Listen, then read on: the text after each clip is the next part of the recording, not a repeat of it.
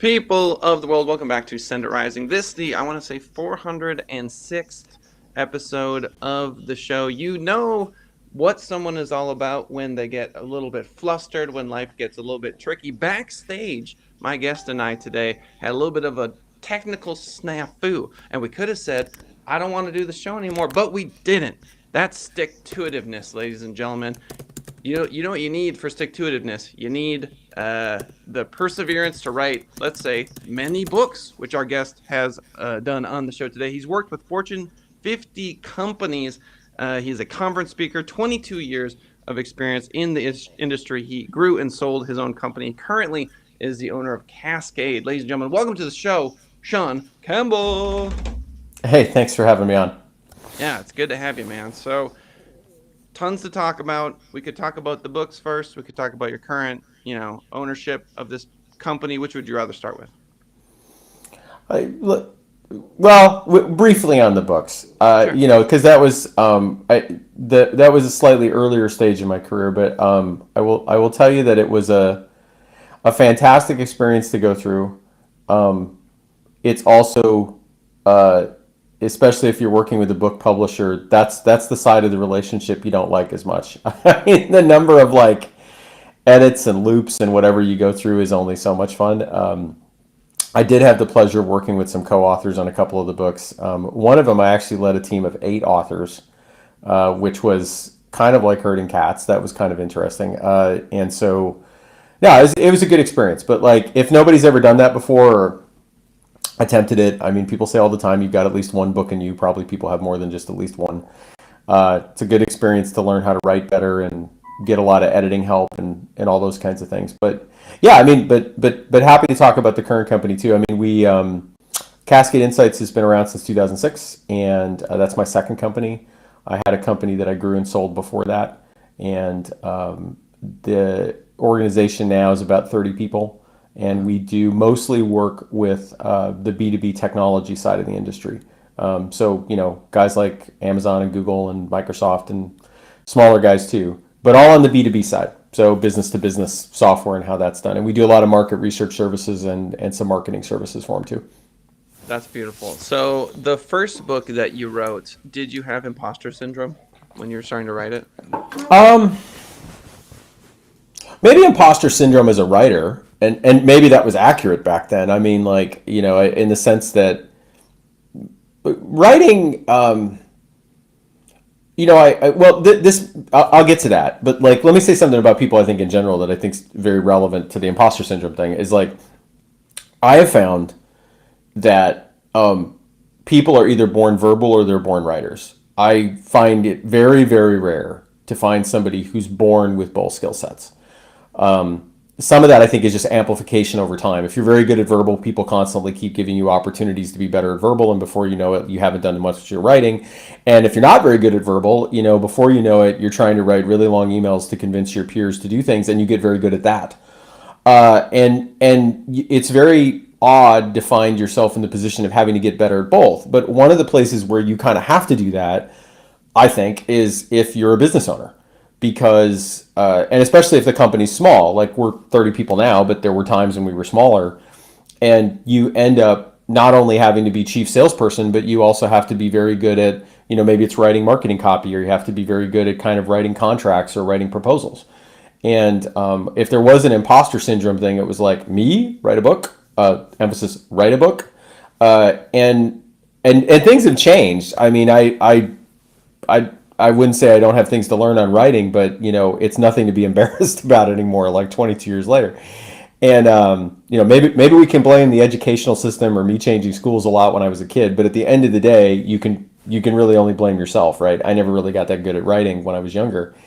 And yeah, if there was anything, that's where it was, because it really shines a light on your written communication. And one side note on that.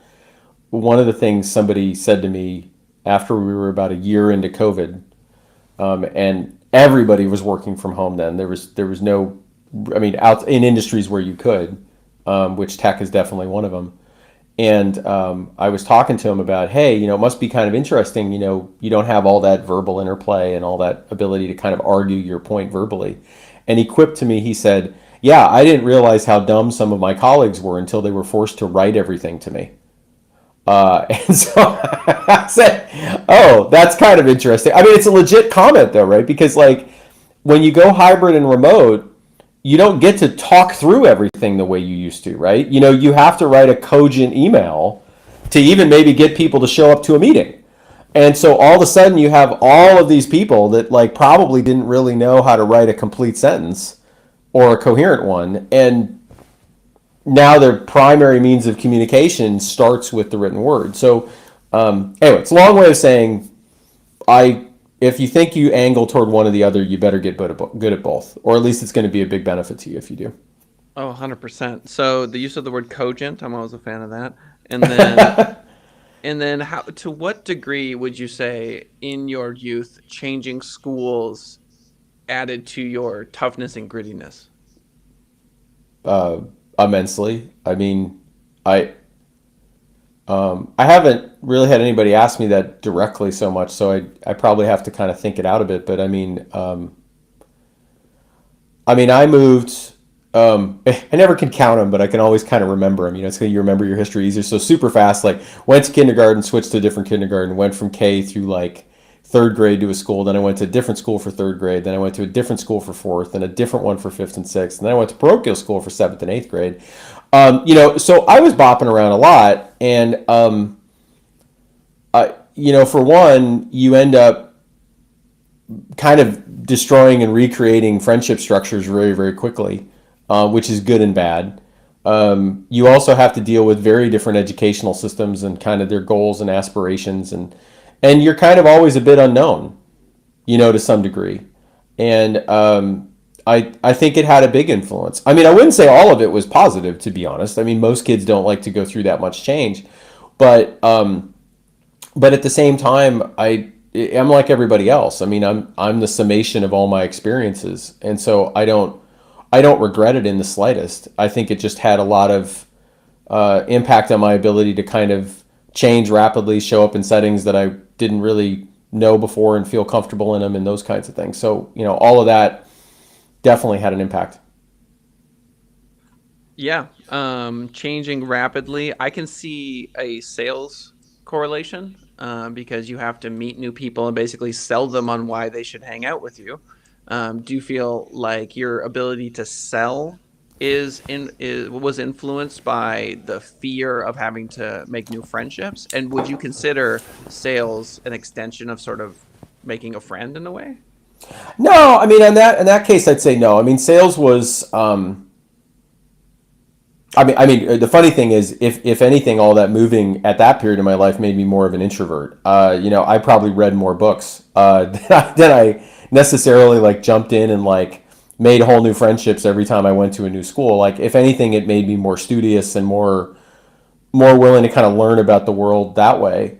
But later in life on sales, my dad was in sales and had done it his whole life. And again, I didn't really want to follow him. I mean, I thought the last thing I wanted, not the last thing, but I didn't really have any desire to own a business. Like, I was going to go be a college professor. That was kind of my plan in life. And, again, kind of extending kind of the studying side of things.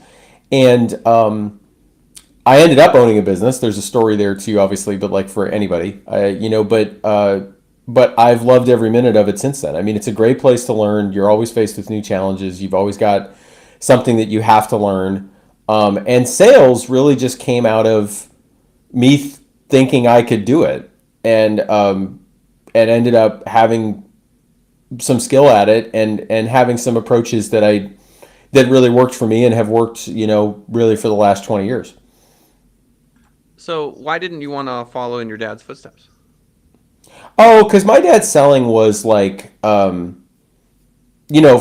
people who've seen movies like Glengarry Glen Ross, where Alec Baldwin is yelling at them and always be closing, and I mean, to be fair, the movie's a bit dated in some of the references and the slang it uses right now, but the scene is well known for kind of the like, you're supposed to just be out there cold calling everybody all day of the week, and there's the winner of the sales contest, the next guy gets steak knives, and the next guy gets fired.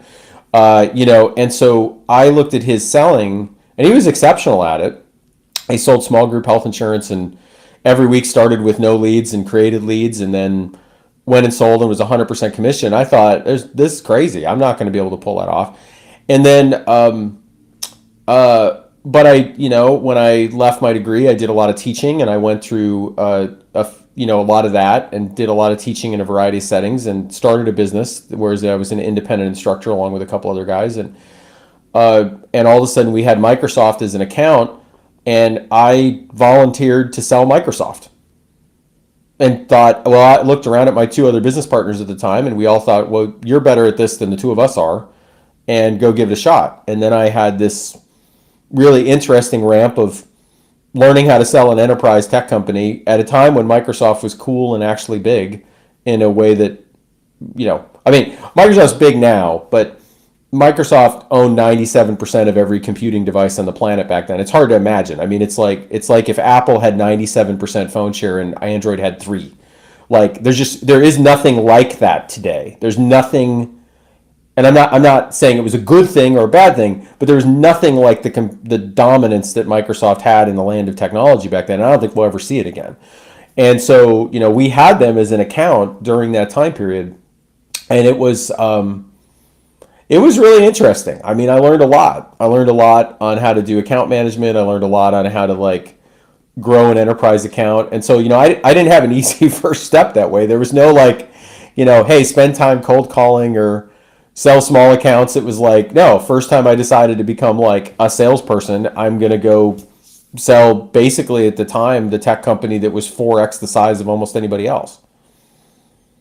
Yeah, you mentioned teaching. I started my career as a teacher, and so my heart goes out to you. I know what that was like. I feel like I learned a ton in those first few years that I translated into my business later, getting kids motivated, all that sort of stuff. I agree with you on the Glengarry Glen Ross thing. I mean, that's so intimidating and weird and macho and not my vibe at all. That sort of Right. closer death thing, and I always saw sales in that sort of perspective. I obviously was wrong, but that was my only frame of reference at the time. So that is scary. Small group health insurance. I have health insurance friends of mine who say no one ever grows up thinking they're going to sell health insurance. Talk to a third grader, they're never going to be like, oh yeah, when I'm selling health Right. insurance. Right. So unsurprising that wasn't interesting to you. And then my guest yesterday with Mike, his first account was Microsoft back in the day. So that was a little bit of a serendipity there. I don't have a question in there. I just found a lot of commonality with what you were sharing in my own experience, which is pretty cool. Well, one thing on that is teaching. Um,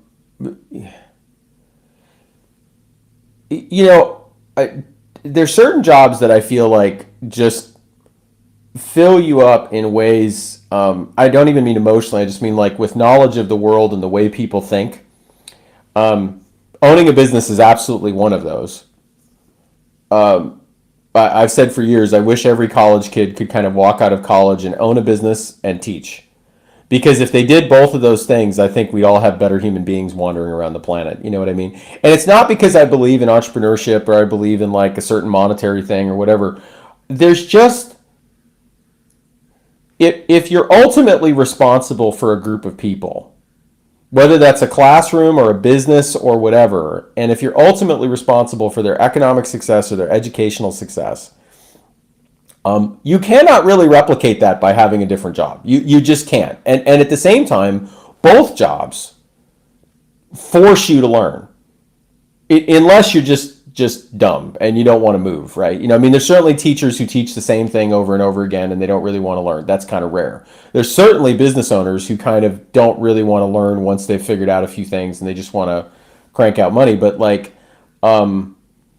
I don't think there's very little that I can think of that makes you really look at the world a different way than owning a business or teaching in some particular setting. Yeah, the same I think is true of becoming a father or a mother. It's one of those cliches that, oh, I'll never be the same. Once you have kids, that's not everyone's path, obviously, but I felt the same way about that. And then there are so many teachers in my life who I think would be incredible entrepreneurs, but they're terrified of doing it. Well, it's interesting you mentioned that because one of the things that I remember was my dad, back in the day, right? There's a lot of teachers who think I could do sales, or I could have my own business, and yeah, there is definitely a cliff, there, and I could get to parenthood in a sec because I agree with you there too. But like, I think when it comes to starting a business, that's a healthy fear because let's be real. Like every minute you own a business, um, I put it to people this way. Like when they think about stepping out, I say, "Are you okay with the fact that at some point you don't have any money?" And they go, "What do you mean?" And I go, "No, let me just make it clear. Like at some point, whatever bank account you have, however many employees you have, there's some kind of burn rate, even if it's just your own personal. At some point, this thing runs out of money. Now that doesn't mean it always runs out of money. Plenty of businesses like last forever, but there's always this issue of like how long you have to live. And I don't think that's like a negative way to look at things. I think that's just a very like that's reality, right? And that's clouded when you work for somebody. But the reality is in that scenario too, the gods that are in power can just decide your department's gone someday. You're just abstracted enough from it that it feels like those things won't happen or can't happen. And that's much more visible to you as an owner. Like you have to, and if you are uncomfortable with that or unable to deal with that, yes, then I think it's reasonable to be hesitant. All that said, I think if teachers are wired right and they're looking at entrepreneurship in the right way, I do agree that many of the skills that if you're a really good teacher and you're managing your classroom, whether that's adults or kids, and where you're setting up kind of educational plans and you're kind of in charge of your own little ship, it's a very entrepreneurial venture. And maybe that's a little bit rose-colored because I know people would say like, well, curriculum's handed to me and I don't have a lot of freedom. And I'd be like, yeah, I guess I get that. I don't live that. But at the same time, there is a fair amount of entrepreneurship in being a teacher. And I think if you're wired right to look at it, yeah, it can be an interesting move. Yeah, I wrote a few things down. Ultimate responsibility, right? It's scary. It's terrifying in a way that I feel like a lot of employees don't fully understand what that's like to deal with someone's livelihood on a daily basis. And chess has taught me a great deal about business because it's shown me that sometimes you have to sacrifice the queen and the rook to checkmate your opponent. You have to be willing to let go of these high value pieces that you feel like you need to survive, but you don't because there's this ultimate end game. And then being comfortable running out of money. I like that because what it induces in the person you're saying it to is that feeling. And it's that feeling that I feel destroys most would-be successful business owners because the second they feel that like I don't have any money anymore, whatever, I'm not a neuroscientist, but whatever part of the brain, that fight or flight that really kicks in, if they haven't mastered that and they let the fear kind of guide them from that Right. point forward, now they're making poor decisions. How do you make a good decision while feeling like you're going to throw up? Right. I mean, it's just endemic to the part of owning a business, right? I mean, and I think there was a book called The Hard Thing About Hard Things, and he called it The Night Terrors.